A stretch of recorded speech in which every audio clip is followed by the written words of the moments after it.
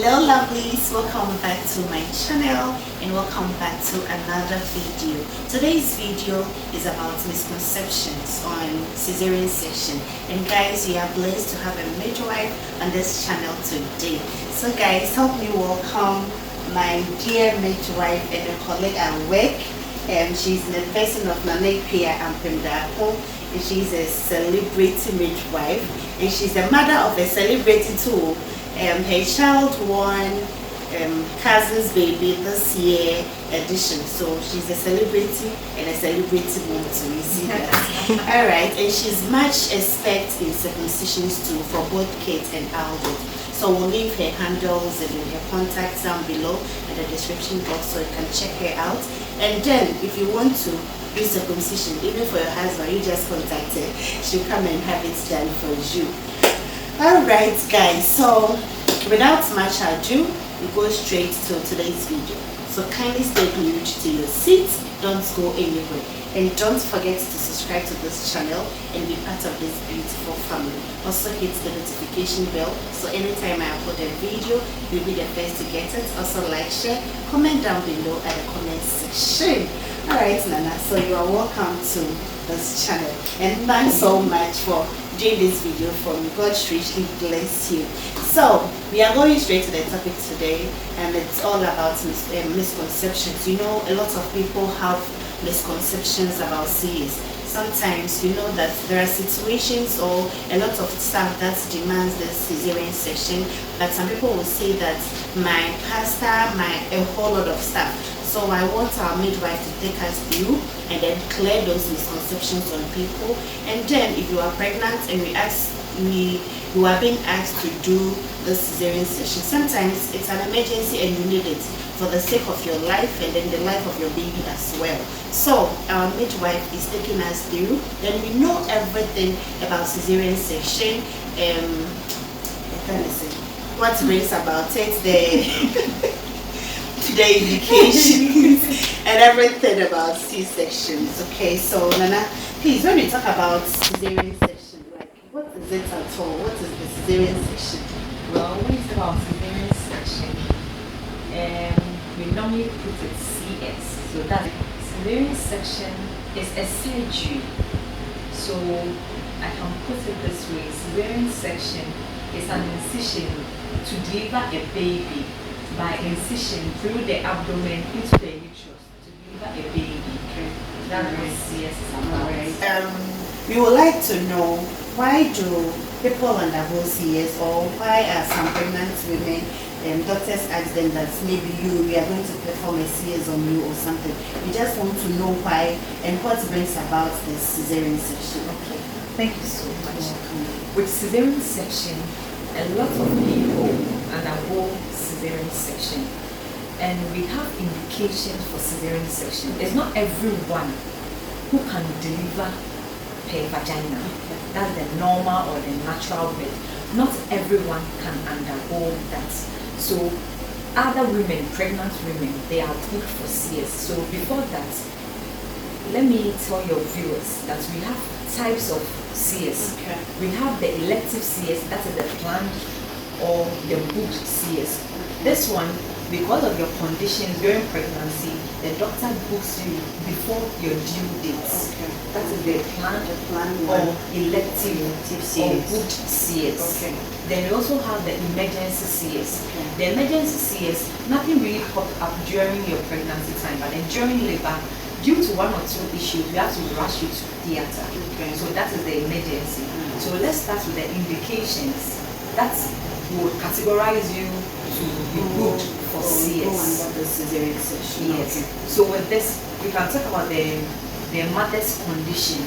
So a pregnant woman who is having PIH. PIH is pregnancy-induced hypertension, and this is hypertension that's pregnant women acquire during pregnancy. Alright, so one might not have BP, but then the pregnancy can come about. It might trigger the person to get PIH, that's the pregnancy-induced hypertension. So any woman with that condition can be booked for CS. Per your BP charts that your doctor would look at, he can tell you you've been booked for CS maybe 38 weeks or even 37 plus some days week. So you wouldn't wait to go to 10. That is your estimated delivery date wouldn't be after, then you'll be booked for CS. Okay. Then pregnant women who have undergone 2 previous cesarean sections, Okay. the third one will definitely be a CS. So in a case like this, you are booked for CS. Then we have a client who have had one previous CS, but then less than 1 year or 2 years, the person gets pregnant again. So that is 1 previous CS plus short birth interval. Okay. So that one, because the uterus is not well healed, the person will not carry the pregnancy till 10. So this person will be booked for CS so that the baby will be taken out. Yes. Then mother's condition like GDM, meaning gestational diabetes mellitus. That is, let me put it in this simple thing, like when your sugar level goes high during pregnancy. So during that time, your baby will be, growing big, and that term is called macrosomic baby. So make it 3 times, so guys. So when the baby start growing big like that in the tummy, we have no option than to book you for CS so that we will take the baby out before your due date. Then any pregnant woman with BOH, bad obstetric history, being pregnant 1, 2, 3 with miscarriages, not going to 10, like you carry pregnancy but then you are not able to carry it to the due date. Anybody at all, the doctor can decide that this baby is a precious baby and you have to undergo CS. Aside that, people also do CS for cosmetic purposes. Like I want to deliver on my husband's date of birth. Oh, okay. So I will plan with my doctor and I'll be booked for CS. Okay. I want the my baby will share the same birthday with the yes, husband. even myself. Oh, so I yes, want so. to deliver like on my birthday. Okay. I want to share the same birthday with my child. Okay. Or I want to name my baby after someone. So that same date of birth, I want to my baby to have that date. So you can just schedule that too with your doctor. We have so many conditions. Some of the conditions are a mother with like medical condition like heart failure. This woman can't carry the pregnancy till 10. So this woman will be So please, before we continue, telltale, fam, I hope you would like to Telltale. really understand what telltale is. So please, I'll make time for explain that. Telltale, you want carrying to baby till 10, meaning carrying pregnancy from day 1 to 40 weeks of gestation. Okay. So the term is the estimated date of delivery, the EDD. Yes. So that's till 10. Thank you so much. So guys, now, if anybody told you that you are not at 10 or your time is not due, you understand, right? Yeah. Okay. So other conditions are mothers with contracted pelvis or who have had surgeries with their pelvis, so they don't have adequate pelvic, passage for the baby to pass through. Those people too will be booked for CS. Then early primate. When I talk about early primate, an early person more than 36 years who has not given birth before. Okay. This person, this person might be trying to give birth, for so many years, and this baby will be a precious baby. So they don't want the baby to go through, 40 weeks, 41 weeks. So at 38 weeks, when the baby is mature enough, we just take the baby out. Then some women who have been looking for babies, maybe undergone IVF several times, fertility treatments, it's very expensive. Yeah. So these women would even prefer to do cesarean section than going through the normal natural birth. Then we can also talk about prolonged labor, which is postdatism. When we tell you that you are postdated, that is after 40 weeks, the normal 40 weeks, the baby didn't come. So maybe the doctor will book you for CS. And when the doctor also suspects that your baby is big, especially in a primate is someone who has not given birth before. So this person would definitely undergo cesarean section because the weight of the baby might be too big for him. I remember with my second pregnancy, I think I was also post-date, as you said. So I was given 3 days extra. So I was told that I think I was booked for the CS on Friday. So I came in Thursday evening, and then this girl came out. So it's like that. Alright guys, I hope you are really enjoying today's video. So now that we know the booked CS, now we would like to know what really happens before somebody can be also booked for this emergency CS. Because somebody will be normal throughout the pregnancy, but the G-day, like the EDD or when the person is in labor, then we will tell you that, madam, it will say a glucose CS maybe due to this or due to that. So we'll let Nana take us through what brings about this emergency CS. Okay, as I said earlier, we have the planned or the elective CS and we have the emergency CS. So the emergency CS, during pregnancy, everything is normal. No, maybe no BP, no sugar, everything is normal. But then during the labor time, there's something might pop up. Some of these things I'm about to mention might determine maybe this woman can't give birth naturally, so you have to rush the person to theater. The first thing I would like to talk about is the placenta abrutio. That's the early or the premature separation of the placenta. You know, it's just like you charging a phone. The phone and the charger. So the phone is first before the charger. Then you realize the charger is out, meaning the phone wouldn't work. So the baby with the placenta is behind the baby. So if the placenta comes out first, it means something terrible will happen to the baby. And during this time, the woman might start to bleed.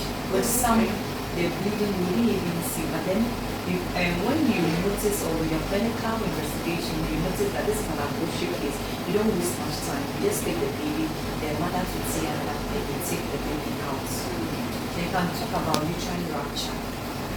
There are so many factors that can cause uterine rupture, especially with the maybe 2 previous CS. Then the person has been booked for CS for the 10th time. The person didn't come. The person will come in labor.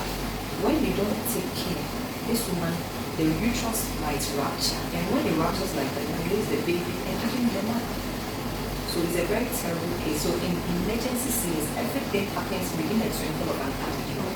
Well, one might come through labor like very normal, you progressive, but they will get to a time no progress of labor. So it means the labor has been prolonged labor. Then the progress will be slow. So this is an indication for us to take you to theater. Then we have unfavorable cervix. The cervix is the womb, like the mark of the womb, the uterus. That's where the baby passes, the passageway. So if this cervix is unfavorable, with V, that's vaginal examination, you know when a cervix is favorable, it's soft, thin, very moist. But then some cervixes tend to be very hard, edematous, then it means this cervix is unfavorable. When the cervix is not well ripened, then it means you have to prepare this woman for cesarean section. Then we have something like the fetal distress. Fetal distress is when the baby is not having enough like oxygen to function as it's supposed to be. So that is why most of the time I see you resuscitating the mother. Yes. You see that the yes, we do resuscitation for fetal distress, but then we have bradycardia and tachycardia. The bradycardia is the low fetal heartbeat, and the tachycardia is the high fetal heartbeat. So in any of the cases, you have to monitor it so well, but then if it still persists within a period of time, you have to rush this woman. Even after the resuscitation, you still have to take this baby out even carefully. Yes. Then we have other causes which might even pop up.